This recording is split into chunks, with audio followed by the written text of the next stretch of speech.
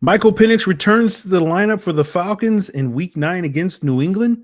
And will this be the breakthrough road performance we've all been waiting for?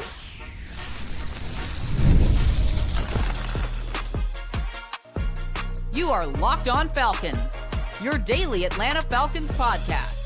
Part of the Locked On Podcast Network, your team every day. Welcome back, everyone, to another illustrious episode of the Locked On Falcons podcast, your daily Atlanta Falcons podcast, part of the Locked On Podcast Network, your team every day. And today's episode is brought to you by Mazda. Like our players, we sweat every detail because when you make every move count, pulling off the unexpected is only the beginning. Stay tuned later for highlights in this week's Mazda moving the game forward. Mazda, move, be moved. So today's Locked On Falcons, we will be updating you on the Falcons Week 9 injury report. Got some key players coming back, so we'll talk about who's going to play, who's not going to play, what that means for this Patriots matchup. We'll talk about how the fast start means everything for the Falcons this week against New England, and we'll also break down if stopping Drake Maye is going to be as easy, air quotes, I guess you could say, easy as stopping Josh Allen was for the Falcons earlier this season. But, you know, we're doing this as kind of a bonus weekend episode just because, for the most part, guys, I felt like we spent so much time and energy this week talking about all the things that went wrong for the Falcons with the Dolphins and talking about the apathy and season's over and all this stuff. And, you know, it certainly has been a tough week for all of us. I understand. But I always want to do the best to get you guys geared up for every game. And I felt like at the end of the week, it's like, yeah, we did talk about this New England game, but it didn't get quite the level of attention that I personally think the standard is here on Locked On Falcons. So we're going to do a bonus episode to sort of get these last takes off about this game. And, you know, as someone who sets the standard, I am, of course, your very humble host, Aaron Freeman, here of Locked On Falcons. Been covering the Falcons for 2 decades. And have been able to go that long because I set such high standards. But I appreciate each one of you that appreciates the standard that we set, and you make this podcast your first listen each and every day. And so therefore we call you the everydayers. And if you want to be an everydayer and follow this standard, then all you have to do is subscribe or follow for free on YouTube or wherever you listen to podcasts. So let's talk about this injury report. The main thing being Michael Penix dealing with that bone bruise in his knee. Is back after missing last week's Dolphins game.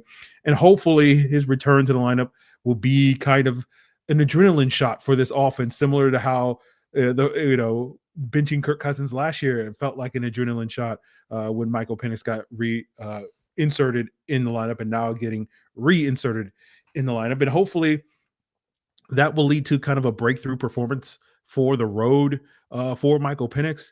I looked it up on True Media.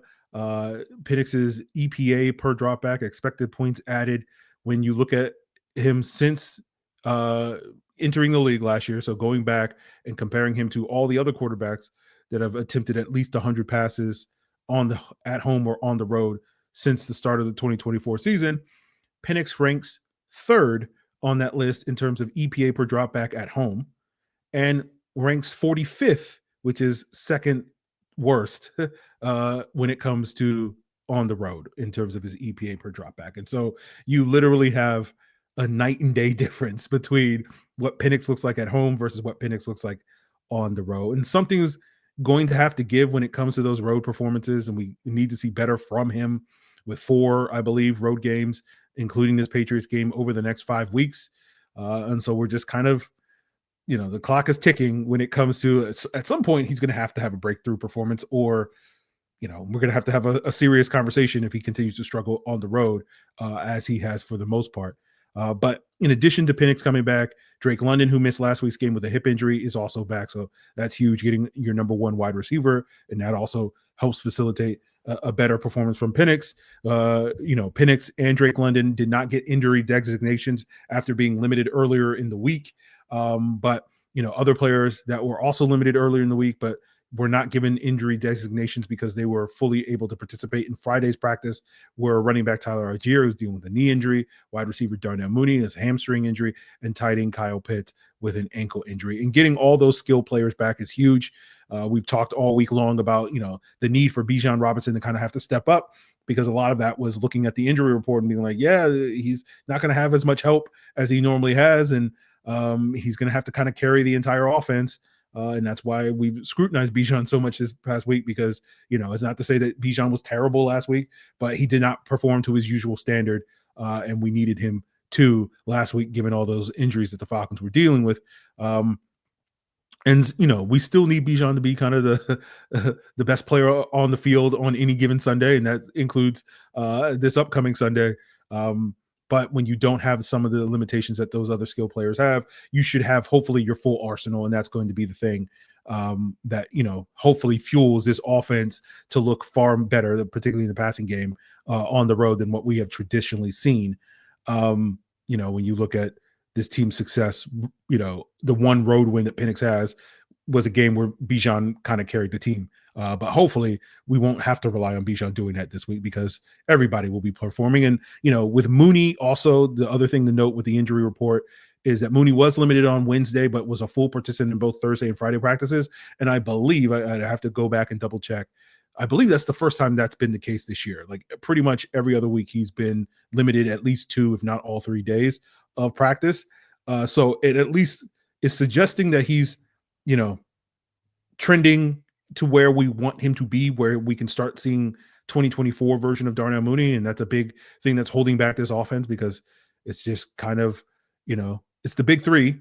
But, we want it to be the big 4. And if we can get the big 4 with Drake, Bijan, Pitts, and now Darnell Mooney, I really do feel like this offense is hopefully going to be in a much better place in the back half of the season than it has been in the front half of the season. Now, other players that are going to be questionable going into this Patriots game: safety Jesse Bates with a knee injury, edge rushers Leonard Floyd and Jalen Walker with hamstring and groin injuries respectively. All 3 were limited throughout the week. Floyd did miss Wednesday's practice, so I guess he's technically trending in the right direction. I think Bates and Walker are going to be instrumental to this potential game plan. We'll talk more about Walker specifically later. And it's not to diminish Leonard Floyd, but he's been fairly quiet to my eyes since week 2 against the Vikings. And I don't know if there's really a whole lot that Leonard Floyd's bringing to the table that you're not already getting with Arnold Ebiketie as well. Even though, Floyd has gotten more opportunities as a pass rusher than AK, and thus has been more productive, but they're kind of the same to me in a lot of ways. But, the status of Walker and Floyd and those guys dealing with injuries, I think is, speaking of Arnold Ebiketie, is going to potentially impact the trade talk with Arnold Ebiketie, with the trade deadline being Tuesday after this game. I don't think the Falcons are going to acquire anybody at the trade deadline. I think the more likely outcome would be them to move Arnold Ebiketie. But if they don't trust that Floyd and Walker are going to be 100% for the rest of the season, or at least for the next couple of weeks, I think they're going to be a little reticent to move Arnold Ebiketie at the trade deadline. Now, with Jesse Bates, the expectation I have is Jordan Fuller will step in if Bates can't go in this game. Fuller is not to the level of Jesse Bates in coverage, but Fuller is better in coverage than DeMarco Hellum. So I think that's why he's going to be the first man up. Obviously, as we discussed following the 49ers game, as a clap back towards Jarvis Davis and others that have been too critical, in my opinion, of Jesse Bates this season. Bates has been very good in man coverage this year, and that's going to potentially affect the Falcons' ability to try and man up this Patriots team. We'll talk more about that later, if that is going to be a worthwhile strategy for this team against Drake Maye. But, I'm not going to necessarily root for Jordan Fuller's downfall, but I'll just say if he struggles in this game, I'm not going to lose too much sleep, because, it'll make all the people that were like, oh, I don't know about Jesse Bates, the Jarvis Davises of the world. We got to keep those people in check, and maybe you can eat that plate of crow for coming for the king, or polyamorous king in Jesse Bates. But, looking at the players that are not going to play this Sunday, Billy Bowman, Falcons nickel cornerback, out with a hamstring injury. Zach Harrison, their D lineman, with a knee. Storm Norton is out again with a foot. And Casey Washington, their other wide receiver, is out with a back injury. Norton, when the Falcons activated him from injured reserve, I figured it would be a long ramp up because he missed so much time this summer. But because of the performance of Elijah Wilkinson last week against Miami, it was like maybe we need to fast track Norton back in the lineup, but it appears the Falcons are going to wait another week for Norton. And so I believe his window is going to close after next week, if I'm not mistaken. So we'll almost certainly see him back for the Colts game. It's just going to be a question of whether or not he's going to start. And a lot of that will probably depend on if Wilkinson has a bounce back game against New England. Zach Harrison, obviously you're losing a lot there. Your best interior run defender, arguably, I would argue, your best interior pass rusher as well. Billy Bowman, we do want to see Billy Bowman return. I've been very critical of Billy Bowman on this podcast, but I do think he will add value to this team, although I don't think there has been a massive drop-off between his performance prior to his hamstring injury and D. Alford's in the nickel. I was a lot more critical of D. Alford as an outside corner than I am as D. Alford as an inside corner these past few weeks.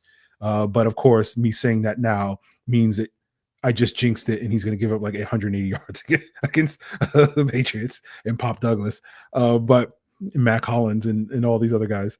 And then with Casey Washington's absence, Kadero Hodge can literally do everything that, he's not as fast as Casey Washington, but he could do everything Casey Washington can do in a lot better. But we'll see how these injuries and absences impact this game. We'll see who has that sort of breakthrough performance. We'll keep an eye on Michael Penix as these games unfold. But, if the Falcons going to have a breakthrough, it's probably going to have to start early in this game because how the game starts really is huge in determining who's going to win this game.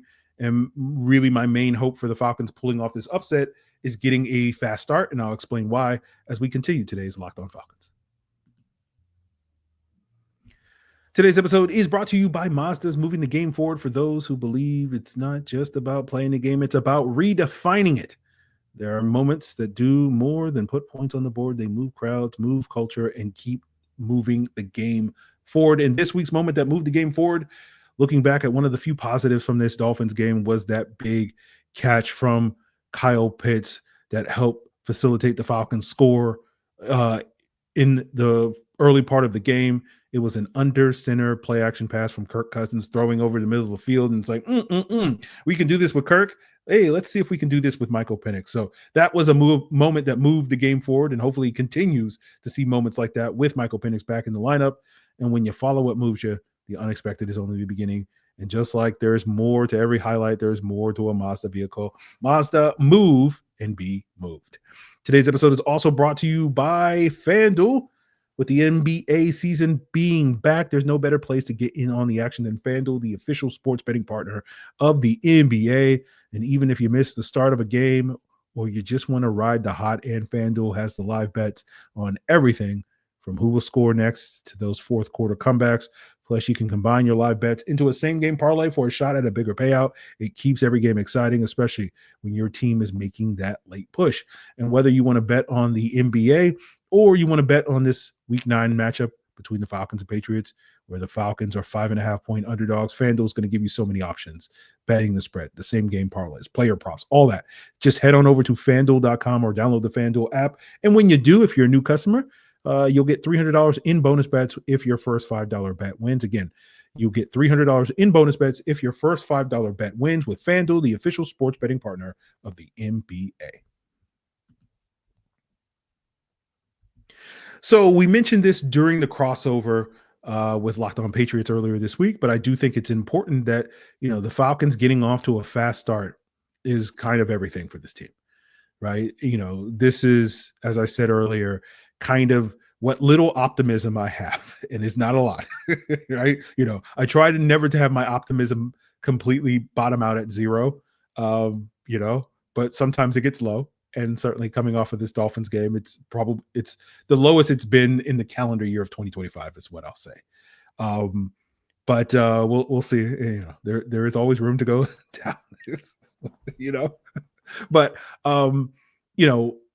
what little optimism I currently have as we sit here talking about this game is tied to the optimism of the Falcons pulling off the upset is tied to their ability to get off to a fast start.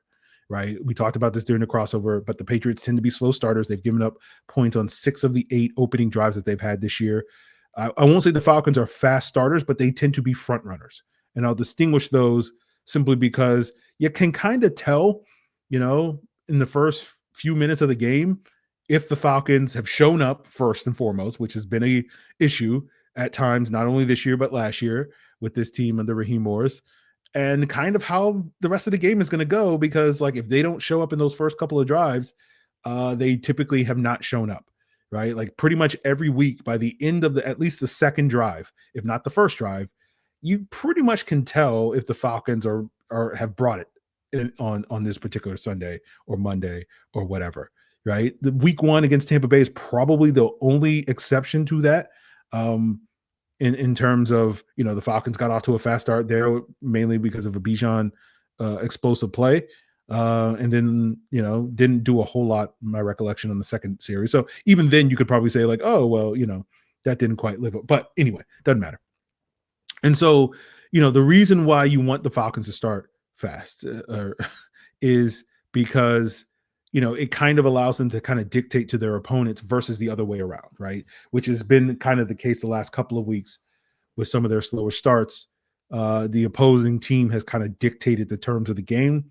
And that's, again, where the Falcons are kind of front runners, where it's like they kind of need to get out in front.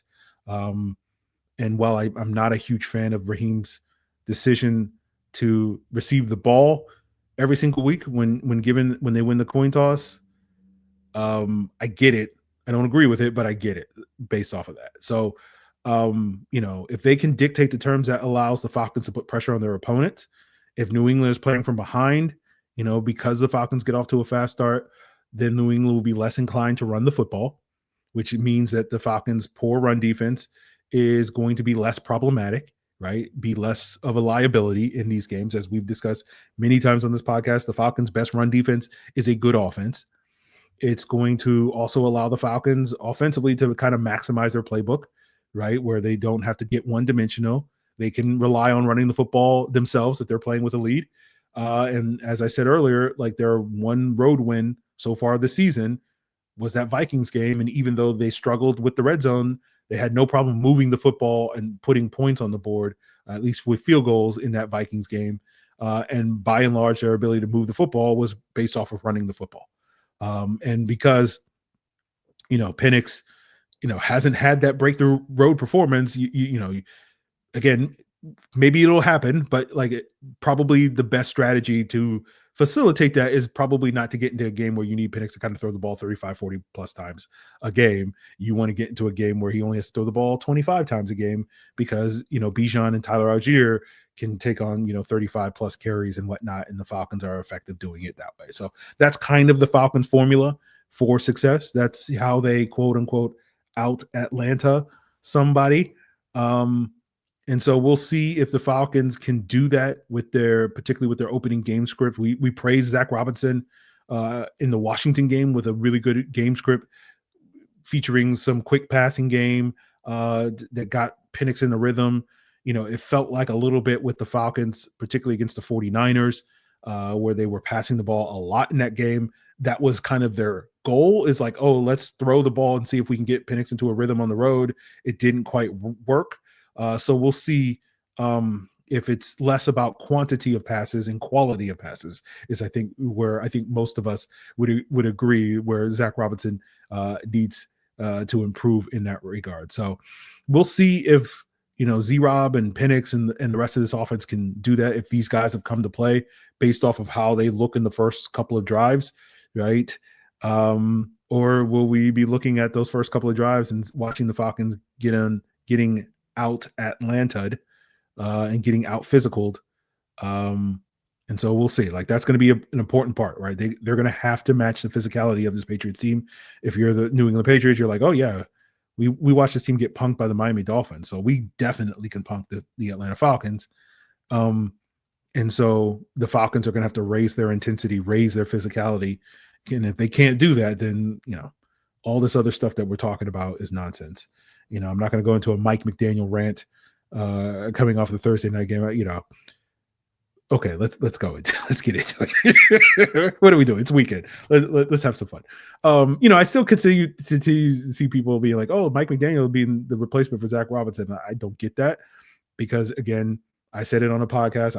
I heard Dan Orlovsky say this on ESPN as well, where it's like in the history of the sports, has anybody ever said the Miami Dolphins were very physical in a football game? No, like no one's ever said that, but they did it against the Atlanta Falcons, which is a massive indictment for this team. But it's just funny to me because it's like one of the big problems with the Falcons right now is their lack of physicality, and hiring an offensive coordinator like Mike McDaniel, who is infamous, I would say, for designing an offense that lacks physicality. I don't understand why so many Falcon fans are like he's the solution to a problem. And again, this is not, I don't have any beef with Mike McDaniel. I actually like a lot of things that Mike McDaniel does.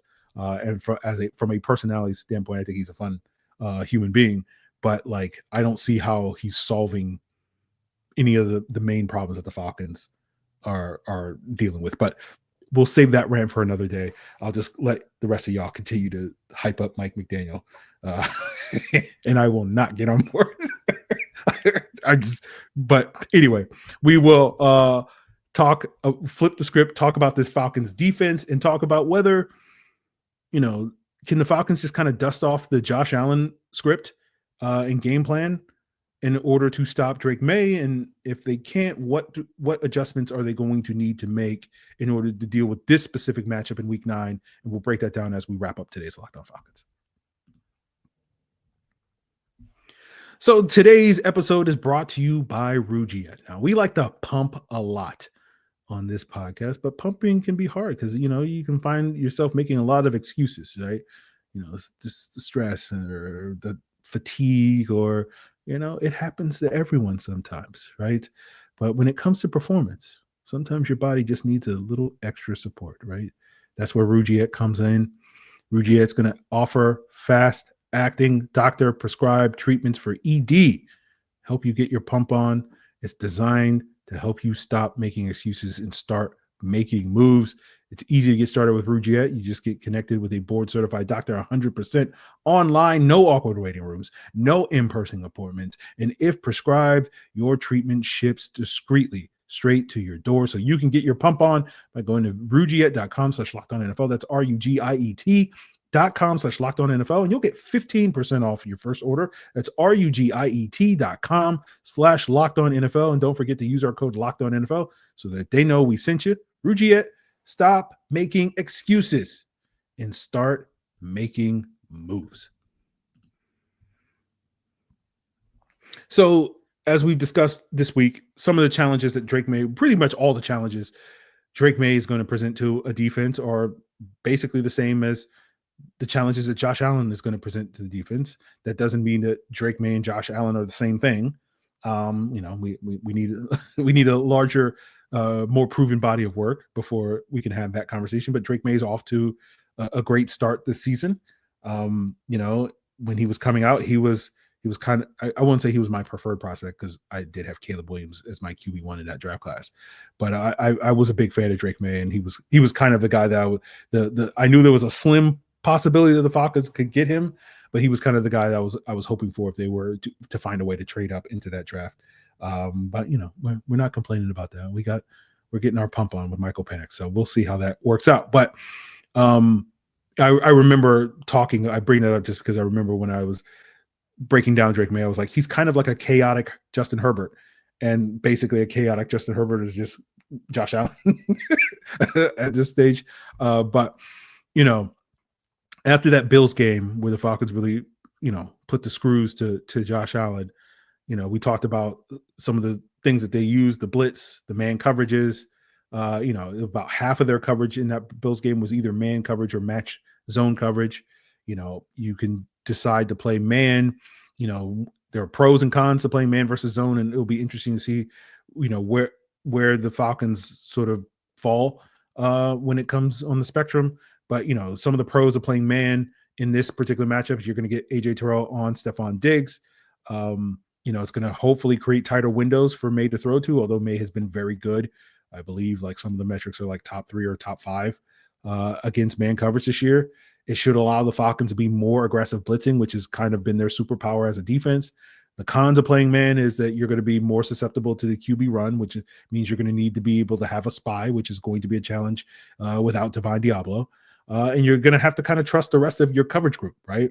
And Drake Maye's ability to attack down the field to Mac Hollins and Kayshon Boutte has been one of the factors. It was something that Locked On Patriots was talking about, where it's like, yeah, the Patriots don't really have that one guy where they run their entire offense. It's been kind of we won't call it a pick your poison type of offense, because I don't think anybody's losing sleep over Mac Hollins, but they have been effective at getting those other guys to be, effective weapons this upcoming season. And so even if you are like, okay, well, we're going to take Stephon Diggs out of the game and force these other guys to beat you based off of the way that Drake Maye has been playing, those guys, Kayshon Boutte, Mac Hollins, Hunter Henry, etc., those guys are more than capable of beating you based off how they played this year. And that's going to be a concern because you don't have Divine Deablo at linebacker.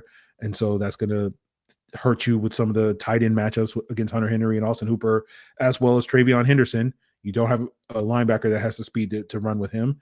And then, of course, if Jesse Bates, as we mentioned at the top, is questionable and doesn't play, that's really going to impact your ability to play man coverage. Now, if the Falcons decide, okay, the pro cons, the cost benefits of playing man coverage aren't necessarily in our favor, let's play zone. Well, okay, the pros of playing zone is, you should, in theory, we'll see, it's the Falcons, you should, in theory, at least be less vulnerable to Drake Maye's scrambling ability, particularly on like critical third downs, just because you're going to have more eyes on the quarterback, right? And so hopefully those guys will be able to make the open field stops. And I think it will be a little easier to do that against Drake Maye than it is against Josh Allen. Hopefully the zone will also limit Drake Maye's ability to attack down the field. That's kind of the point of zone, which is like, we'll give the underneath stuff, but we won't give the over the top stuff. But it's easier said than done. Got to go out there and execute. And so any sort of coverage limitations you also have, outside of AJ Terrell, hopefully will be less exposed, especially if you're worried about the linebacker position in JD Bertrand or life without Jesse Bates. The cons of playing zone is, if you're going to play zone, you're going to need to get reliable pressure with 4. That has been something that the Falcons have struggled with this year, especially over the last couple of weeks. And it tends to lead to much more of a bend but don't break style of defense. And we know the Falcons, with their poor run defense, are going to do a lot of bending if they play that way, and in giving up a lot of dinking and dunking if they play that way. And then unfortunately, because the Falcons red zone defense, right, it's the idea of like, okay, well, we'll bend, and then we'll get to the red zone, we'll get a stop, and we'll force you to settle for 3, and we'll get 7, and we'll trade that all day long. That's kind of the idea behind it. But because the Falcons are one of the worst red zone offenses and one of the worst red zone defenses in the NFL, 28th currently in terms of red zone defense, and I believe 26 in red zone offense, right? Like that strategy is probably not a workable strategy for the Falcons, because you're not going to trade 7 for 3. You're going to be getting 3, and they're going to get 7 based off of that. So we'll see how the Falcons, weigh those cost benefits of playing man versus zone. Obviously, you're not going to do one or the other. You're going to do a mix of both, but it's about sort of the balance, right? In terms of, is it 20% man, 80% zone? Is it 30%, 70, 40, 60, whatever? I tend to be much more of I want you to be aggressive, right? And if the Patriots exploit that, then so be it. And then you make the adjustments. But, for this team, I'm going to just like come out swinging, right? If your defense is legit, that should be the way that you should play. But when we talk about the QB spy, right, with Drake Maye, you were able to do that against Buffalo because you had Divine Deablo. You don't have Divine Deablo this week. He's on IR. He's going to miss at least another 2 games. Probably knowing the Falcons, it'll probably be like 4 to 6 more games instead. But we'll cross that bridge when we get to it. And so this goes back to what we were saying at the top, which like this is why you need Jalen Walker, right? Because he's probably the best guy equipped to function as a spy for this team. Right? Because if you ask Caden Ellis to do it, you're arguably losing your best pass rusher, because, Caden Ellis, I think, is still arguably the Falcons' best pass rusher when it comes to winning one-on-ones. And if you ask JD Bertrand to do it, as I'm sure you guys watch the game, that's not a workable strategy. And, with Jalen Walker, even though Jalen Walker has been effective at times as a pass rusher, like you're not really losing a whole lot based off of how he's played so far this year as a pass rusher. He's probably like your fourth best edge rushing pass rusher. I know there are like PFF metrics that suggest otherwise, but stop basing your opinions on PFF. Watch the film. And, like, so I do feel like having Jalen Walker do it means that you can still allow Caden Ellis to do what he does best. And that puts your defense in a better position to do that. And you can sort of kind of change things up with some simulated pressures and, show blitz looks and then drop this guy and drop that guy. And Jalen Walker gives you a lot of versatility when it comes to doing that. So we'll see if Jalen Walker, with that questionable designation is healthy enough to play it. We'll sit here and be optimistic for once on this podcast and say yes, but we'll see. So those are my thoughts on it when it comes to this game. And we'll see if the Falcons, catch this Patriots team slipping. It does feel like, the odds with the Patriots coming off a 5-game winning streak, they're due for a loss. The Falcons are due for a win. Maybe we'll finally get, any given Sunday, we'll finally get a good game. As Nick Cattles of Locked On Patriots said earlier the week, it's basically if what the versions of these teams that we have consistently seen this season show up again, the Patriots will probably win this game.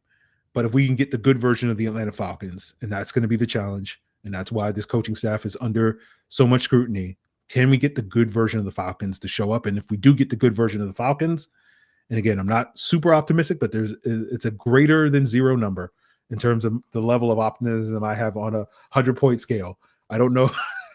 It might barely crack the double digits at this stage. So we'll see. But, a lot can change based off of how they start this game, going back to that earlier point. But, we'll see if the Falcons can, I'm not going to say win me back, but at least not put all of us in a complete existential death spiral like we spent the last 5 days being in coming off that Dolphins game. So we'll be back with more content Sunday after the game, full hour-long postcast, Locked On Sports Atlanta with myself, Jarvis Davis, and Tanitra Batiste, and then a 30-minute show by myself giving you my additional takes beyond that. So an hour and a half of content coming your way post-game. So hopefully we lived up to the standard and gave you more than enough content pre-game for this game. And we'll see what happens with the Falcons post-game. So continue to make Locked On Falcons your first listen, as well as Locked On Sports Atlanta by subscribing or following for free on YouTube or wherever you listen to podcasts. And of course, if you want to know the scoop on the other Week 9 matchups, go check out Locked On NFL. It's all part of Locked On Podcast Network, your team every day.